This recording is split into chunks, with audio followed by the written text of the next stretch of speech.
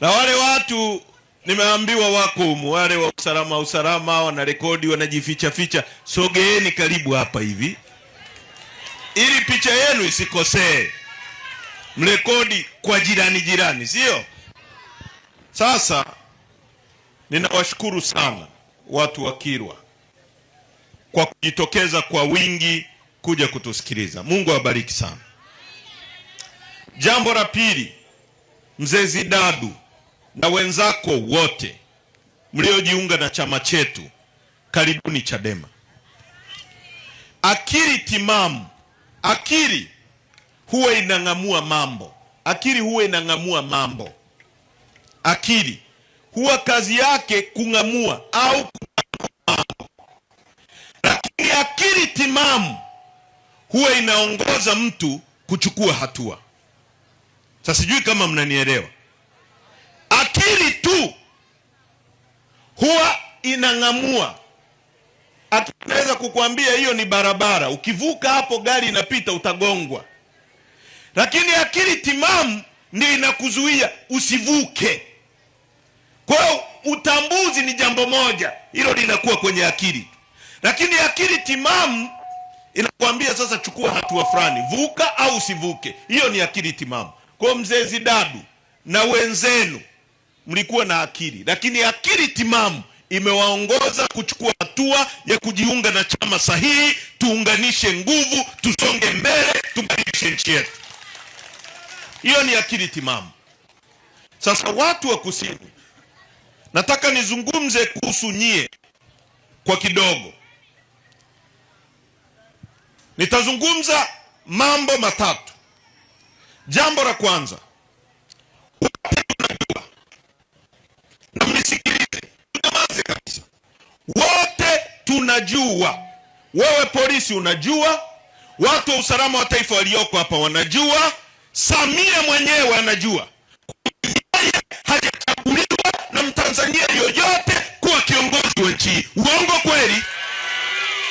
Hakuna aliyemchagua. Kwa tuna serikali dhalimu iliyoua maelfu ya Watanzania na kujiweka madarakani. Walifanya mapinduzi ya ridhaa ya Watanzania. Katiba yetu ibara ya 8 inasema wananchi ndio msingi wa mamlaka na madaraka yote ya nchi hii, na serikali yoyote itapata ridhaa na mamlaka kutoka kwa wananchi kwa mujibu wa katiba hii. B, lengo kuu la serikali, lengo la nini kuu na uwepo wa serikali ni ustawi wa wananchi. Narudia, lengo kuu.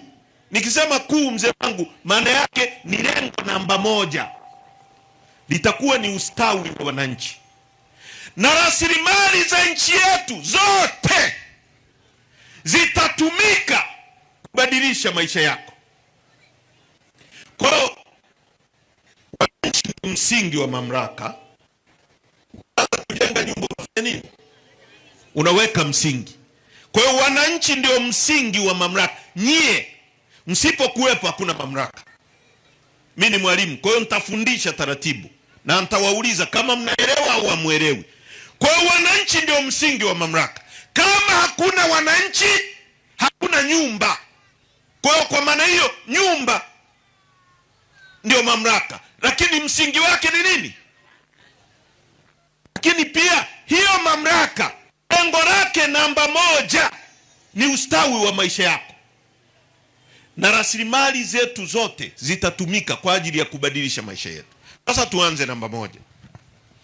Kama serikali imeingia madarakani bila kuwekwa na nyie, bila kupitia msingi mkuu, hiyo nyumba itasimama? Haisimami. Je, hiyo nyumba ambayo haijajengwa juu ya msingi itawajibika kwa ule msingi? Haiwajibiki. Ndio maana serikali iliyoko madarakani iliyojiweka kwa nguvu ya mtutu wa bunduki kwa kuua watu wa Kusini, mkisema hamna barabara haiwasikilizi. Nasema uongo ukweli? Ndio maana watu wa Kusini mkisema hamna maji haiwasikilizi, kwa sababu hamjaiweka. Serikali ikiwekwa na wewe kwa kura yako, wewe ndio umeiajiri. Kwa hiyo serikali inakusikiliza wewe, wewe ndio bosi wa serikali. Usipoiweka wewe, haikusikilizi. Ndio maana nyie mna watu wanaitwa wenye viti wa vijiji, wenye viti wa vitongoji, madiwani, wabunge. Wanawasikilizani nyie? Huyo mbunge wa hapa anaitwa nani? Anaitwa nani? No, mnamjua. Mnamjua. Yupo, si ndio? Yupo. Hana uhalali, hajachaguliwa, hamkupiga kura, yote tunayajua. Lakini anaitwa nani? Sijai mimi kumsikia. Kwa ukweli wa Mungu kabisa. Nilikuwa hapa siku ya kumzika mzee Bwege. Wangapi mlikuwepo? Nafikiri wote tulikuwepo. Nilisema hapa, si ndio? Kwamba mimi simjui. Na ukiwa mwanasiasa kama ufahamiki, wewe mwanasiasa takataka tu. Kwa sababu kazi ya mwanasiasa pale bungeni, Mnyika anajua, mimi na Mnyika tumekuwa bungeni, tumekuwa na mzee Bwege. Kila kiti cha mwanasiasa imewekwa maiki pale. Kazi yake nini? Kusema. Na ndio maana marehemu mzee Bwege, ulikuwa ukienda Tarime, jina la Bwege lipo na Kilwa inasikika. Ukienda Tunduma, Bwege anafahamika. Ukienda Kigoma, Zanzibar, mpaka Kenya, Bwege anafahamika. Kwa nini? Kwa sababu alitokana na nyie na aliwawakilisha. Wakati mgumu kabisa wa Magufuli ambaye alikuwa akipita majani yanatikisika, wabunge wengi walikunja mkia wakaingiza huko. Wengi waliufiata mdomo. Pale tulibaki mashine chache ambazo tulikuwa tunamwambia Magufuli, wewe sio Mungu, ni binadamu kama sisi, usitutishe. Sembuse huyu mama. Tumemwambia Magufuli. Watu waliuawa hapa msikitini, uongo kweli? Waliuawa watu hapa. Bwege alisimama bungeni. Wakati ule ilikuwa hatari kuongelea mauaji ya Mkirwa. Alisema kwa sababu anajua nisiposema walioniajiri wataniuliza. Kwa nini sisemi? Sasa hao wanasiasa takataka wanaojiweka kwenye mamlaka sio yao, wanakula fedha ya damu, wanajiita wabunge, hawawezi kuzungumza hata kuhusu barabara ya kusini. Mimi nimetoka Dar es Salaam jana, mashimo kwenye hiyo barabara utafikiri lile nini la kuchezea bao lile, sio? Kila sehemu tobo, kikwepa hii gari inapiga hapo, kikwepa hii gari inapiga hapa, inapiga. Uongo kweli? Kwa sababu msingi wa mamlaka ya wananchi umepokwa kwa damu na watu wakauawa. Leo wanatukanana wenyewe. Mkuu anamuita msaidizi wake Yuda. Utawala umefitinika. Utawala uliomwaga damu na utafitinika zaidi. Kwa hiyo ndugu zangu, tumekuja kwenu kuwaambia jambo la kwanza. Mauaji yaliyofanyika kwenye nchi hii tarehe 29 Oktoba, tarehe 30 na kuendelea, damu ya Watanzania hao haitanyamaza, na damu yao waliuawa wakiwa wanapigania mageuzi itatumika kama dibaji ya kuandika katiba mpya itakayowaletea watoto wenu hawa maendeleo ya nchi yetu. Na hatutanyamaza.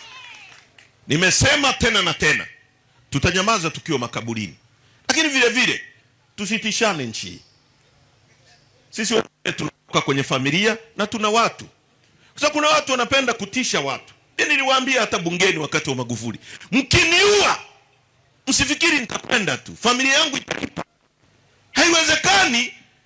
Mnaua watu tu. Kila anayehoji anapotezwa. Balozi Humphrey Polepole, katibu mwenezi wa CCM, elected officer, amechukuliwa Mpaka leo serikali hii dhalimu haijawahi kusema chochote. Sisi Polepole sio mwenzetu, lakini sheria za nchi hii ziko wazi. Kama unakosa, ukamatwe na askari, wakuambie kosa lako ni nini, upelekwe mahakamani, ushtakiwe. Kama unafungwa, ufungwe, familia yako ijue baba yetu yuko pale anatumikia kosa hili. Fikiria, hebu wewe mama fikiria, wewe mzee, kijana ulioko hapa fikiria. Unakwenda nyumbani, baba yako anachukuliwa, anaondoka, hujui amekufa, hujui yuko hai, uomboleze, ulie, ufanye nini? Hebu fikiria hiyo anguish ambayo familia inawekwa ndani yake. Fikiria, tulimzika hapa mzee Bwege, wote tunajua kwamba hapa amezikwa mzee Bwege. Mungu alivyotuumba, tumesahau, tunaendelea, tutamkumbuka kwa sababu tunajua alipo. Fikiria mzee Bwege angepekwa leo, hali ya watu wa Kilwa ingekuwaje? Mnafikiria sio atarudi, sijui yuko hai. Fikiria mama yake Polepole, fikiria mke wa Mdude Nyagali, fikiria mama mtoto mmoja anaitwa Deogratias Soka, mwenyekiti wetu wa vijana Temeke. Babake amekufa, akamwacha mama yake. Siku mama yake anajifungua akafa, yule mtoto akabaki peke yake kutoka kwenye hilo tumbo. Amelelewa na bibi yake, amekuja ametekwa. Bibi yake analia, anasema jamani, niliachiwa, hii ni alama ya mtoto wangu, niweni mimi, mrudisheni Soka. Leo tunazungumza ni mwaka mmoja na nusu, Soka hajulikani alipo. Serikali gani hiyo ambayo watu wake wanaishi kwa hofu? Hatuna uhuru. Vyama vingi vimeruhusiwa ili tujadiliane, tusugue mawazo. Wewe una wazo bora, wewe tawala, wananchi wakuunge mkono. Wewe subiri, angalia wanachofanya, kosoa, wananchi wakikuamini wakupe. Leo tunatekwa kwenye nchi yetu wenyewe. Wakina Kinjekitile Ngwale walimwaga damu zao kwa sababu gani kama sio kupigania uhuru ili tuseme kama leo tunavyosema? Kwa nini? Sisi watu wa Chadema, kuhusu mauaji ya tarehe 29 yaliyofanywa na polisi wa nchi hii kwa maagizo ya yule aliyesema hakuna nywinywi wala nywanywanywa, hatutanyamaza. Aliwaambia majeshi kwamba majeshi jiandaeni. Jeshi linajiandaa kufanya nini kwenye uchaguzi? Alafu wanafikiri wanaweza kutisha kila mtu, si wanaunda tume, si wanafikiri hata Lissu wamemkamata. Lissu mtu aliyepigwa risasi 16 bungeni, amepona. Unamkamata kwa kesi ya uongo, unamwekea kesi kubwa kuliko zote nchi. Maana yake akihukumiwa anyongwe mpaka kufa. Ndio maana ya kesi ya treason, kwa kesi ya uongo. Leo ni mwaka mmoja na miezi miwili. Kesi pekee iliyoko kwenye katiba ya nchi ibara 28 ni kesi namba 1 kwenye nchi. Dunia nzima inajua, hata nyie mnajua. Wangapi hapa mnaweza kusema Lissu alikuwa na kosa la uhaini? Wangapi mnasema kosa la Lissu ni la uongo? Nyosha mkono tuone, nyosha mkono tuone. Kama Tanzania nzima inaelewa kwamba kosa la Lissu ni la kubambikiziwa, ni la uongo, ni kesi ya uongo, leo mwaka mmoja na miezi miwili yuko ndani. Hivi lolote likimtokea Lissu akiwa gerezani, wanatuambiaje? Wanatuambiaje kama sio kuchochea machafuko? Tuliwaonya hapa kwamba mwezi kwenda kwenye uchaguzi bila kushirikisha vyama vingine, hasa Chadema ambayo ndio watu nchi hii. Wameenda wenyewe. Mwisho wake watu walipoandamana, raia wema ambao katiba inaruhusu, wameishia kuua watu. Uongo kweli? Na watu wa nchi wameuawa kwa sababu madai yao yalikuwa genuine. Hebu fikiria hivi, nyie watu wa kusini. Nataka nizungumze kuhusu nyie, kwa sababu miongoni mwa mambo waliosema kwamba watu waliandamana kwamba kwa sababu walilipwa kuandamana. Walilipwa kufanya nini? Kuandamana. Sasa nyie watu wa kusini, nataka tushauriane. Je, Ni kweli watu walilipwa au wana sababu za msingi? Nyie mmejaliwa gesi futi za ujazo trilioni 54.5. Trilioni 54.5. Na mnisikilize vizuri. Gesi inatumika kutengeneza mbolea. Mbolea hizi tunazoweka kwenye mazao, sio? Na sisi tunaagiza matani na matani ya gesi ya mbolea kutoka Urusi, kutoka Ukraine, kutoka na nchi nyingine nyingi tu kila mwaka kuja hapa. Gesi iko Tanzania. Gesi inatumika kama nishati kutengeneza umeme. Gesi inatumika kama nishati, inaweza ikabadilishwa ikawekwa kwenye mitungi, nishati ya kupikia. Gesi inatumika kutengeneza dizeli. Gesi inatumika kwenye vitu kibao kwenye dunia hii. Kwa gesi ni rasilimali muhimu sana kwenye uendeshaji na uwepo wa binadamu, kwenye magari, kwenye nyumba, kwenye kila kitu gesi inatumika. Mwaka 2013, kwa sababu kama alivyosema upanga wa Saidina Ali, binadamu wanasahau. Kazi yetu kukumbushana. Wakati gesi inatoka kusini haitoki, wangapi wanakumbuka lile jambo? Inatoka haitoki, wangapi wanakumbuka? Nyosha mkono tuone. Pinda akasimama bungeni akasema, jamani huku wameumiza watu, huku Mtwara huku na huku. Wakasema gesi hii muiruhusuni itoke, kwa sababu hii Mtwara na Lindi inaenda kuwa Dubai ya Tanzania kwa sababu ya utajiri wa gesi. Na Kikwete akasema hivyo. Uongo kweli?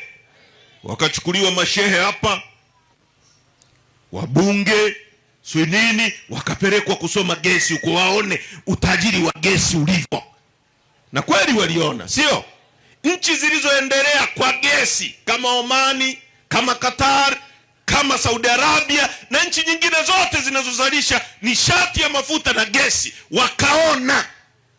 Waliowahi kwenda hija kuhiji wanajua nikizungumza kuhusu Saudi Arabia maana yake nini. Unajua level ya maendeleo iliyopo kwenye hizo nchi. Mtu mwingine akikuelezea kama hujawahi kuona, huwezi kuelewa. Na mimi hata siwezi kueleza kwa sababu ni maajabu. Unafika unasema kuna kitu kama hiki duniani, huwezi kuelewa. Kwa ni maendeleo ya kutisha. Wakasema itakuwa kama Dubai mwaka 2013. Na wakasema hivi, gesi itakayotoka hapa kwa bomba walilokopa kwenye Exim Bank of China, wakajenga bomba la pili la Mchina, ni gesi inayopeleka umeme Dar es Salaam tu pale Ubungo. Lakini viwanda vingine vyote vinavyohusiana na gesi vitajengwa huko. Si ndivyo walivyosema? Kama kuna kiwanda kinachohitaji gesi kitajengwa huko. Cha kwanza wakawadanganyishia ile, kama watoto wanadanganyishiwa pipi, cha Dangote wakakiweka pale Mtwara.